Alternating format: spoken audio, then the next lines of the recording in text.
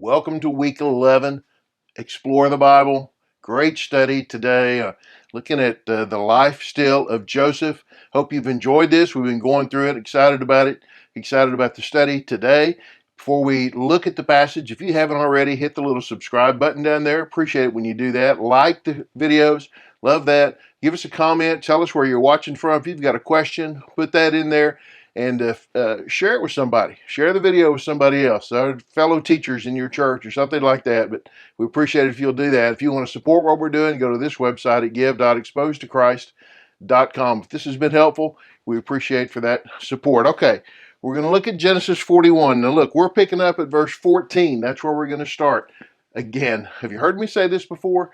Read the whole chapter. You need the content, and you need to give like a brief summary of what's happened, what's led up to this, so that people understand, because they're kind of getting caught right in the middle of the story, right? So then Pharaoh sent for Joseph, and they quickly brought him from the dungeon. He shaved, changed his clothes, and went to Pharaoh. Pharaoh said to Joseph, I've had a dream. No one can interpret it, but I've heard it was said about you that you can hear a dream and interpret it. So I'm not able to, Joseph answered Pharaoh. It is God who will give Pharaoh a favorable answer. Okay, so right off the bat, we see this. He's had a dream. We hear the dream. We know what it is.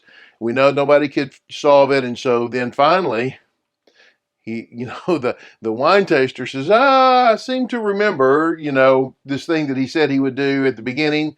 He's finally going to do it, right? So they bring him in. I just like this. They shaved him and changed his clothes. He was in the dungeon. He was rough looking. So they get him looking proper to come see the Pharaoh, right? He tells him, I've had a dream. No one can interpret it, but I've heard it said about you that you can hear a dream and interpret it. You can do it. And look what he says. I can't do that.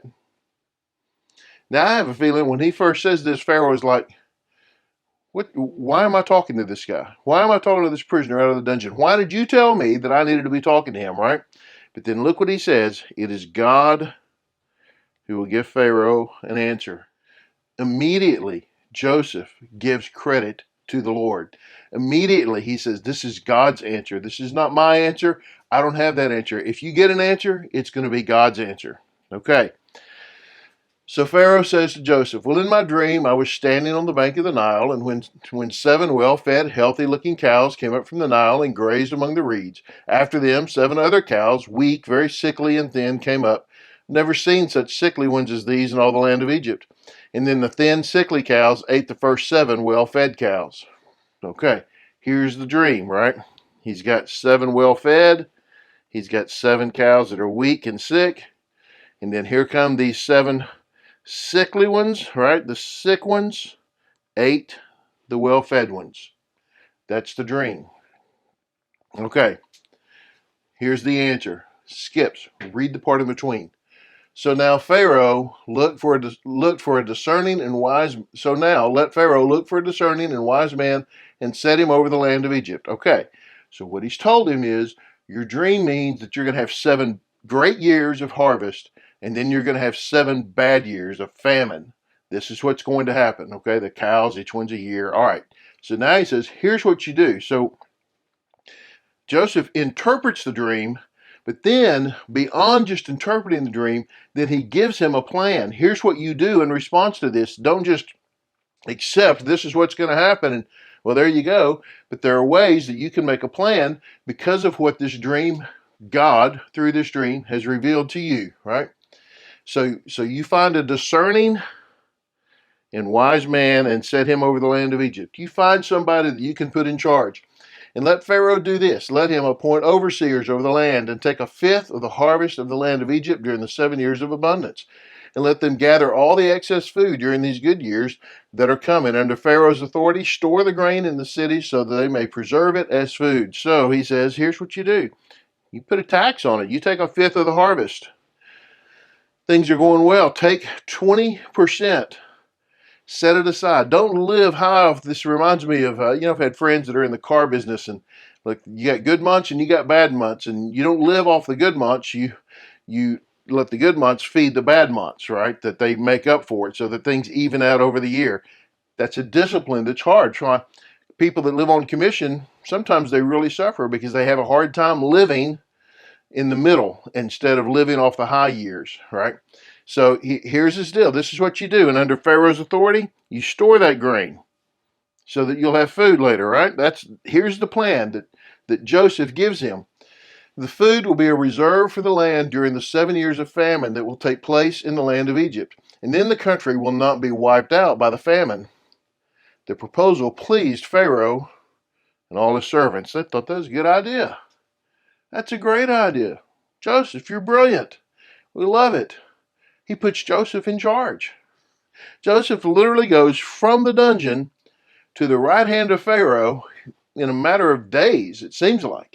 Right? Amazing, right? How God pulls him up to that place with this plan. And I think, there's two ways we can think about this passage. One is, what we talked about before. We have to think about how to deal with our resources, how to be good stewards of our resources, and not think that we can live in a certain level all the time. And this is hard because most of us live based on what we've got, and however much we have, we spend it all. And we think, well, if I made this much, then I'd be okay. If I made this much, then I'd be okay. If I make this much, then I'd be okay. And it seems like everybody at every level is always looking to get to the next level, because then they'll set something aside. And what he says is, you can't live like that. It doesn't matter. And look, surveys say this in America, that people live to the extent of however much they're making, no matter how much they're making. And Joseph's counsel to Pharaoh is, set this aside, save it, so that when you are in need, you'll have it. But then here's the other part of this, how the Lord will honor what he says, and he's going to take care of the people of Israel, and this is a part of this taking care of the people of Israel. They don't see it. We're going to see it next week. We'll see this story, right? In the weeks coming, we'll see this play out, but God is working even when people don't need God to work. God is preparing them, and they're about to have 7 great years of harvest. And he is doing that to prepare for the 7 years of famine. And we need to recognize a couple of things here. One is that God works through history. His plan, his sight of things is much greater than ours. Okay. Secondly, that God provides for us. He provides what we need before we know we need it. This is God's love for us. And that we have a responsibility within that to take care of God's provision. We're going to see, right? His family, Joseph's family, Jacob and the sons, did not do this. They were not prepared. They were not setting aside in the time of abundance. And so 2 years in, they're starving to death. When they get 2 years into that 7-year period, they're starving to death. God's going to provide, but we can't just waste his provision. We can't just live to the max and think, why is God not providing now? And God's like, I provided 7 years. You were supposed to set some of that aside. You were supposed to be a good steward of what you had. And I don't know about you. This is a lesson I probably needed to hear 7 years ago. Right? These are things that we need to understand about how God provides for us, but also to understand that as God works through history, he is setting things up for what he's going to do. His timeline is not our timeline. His timeline is much greater than ours. And so we need to be very cognizant of our walk with God, our understanding of how God provides, and our understanding of how we deal with what God provides, how we care for it. These things are great. So it's kind of an unusual turn to take, right, for us to start thinking about what God has done and how God is working now and where he is headed with that, even when we may not know. We need to take care of what we have now. Hey, thanks for watching. I hope that's helped. Thank you all for teaching. And I appreciate those of you that are teachers. Please subscribe if you haven't already. Like the video. If you've got questions or thoughts on this, put that in the comments. Tell me where you're watching from. Appreciate it if you'll do that. And then share the video with somebody else. All right? We'll see you next time.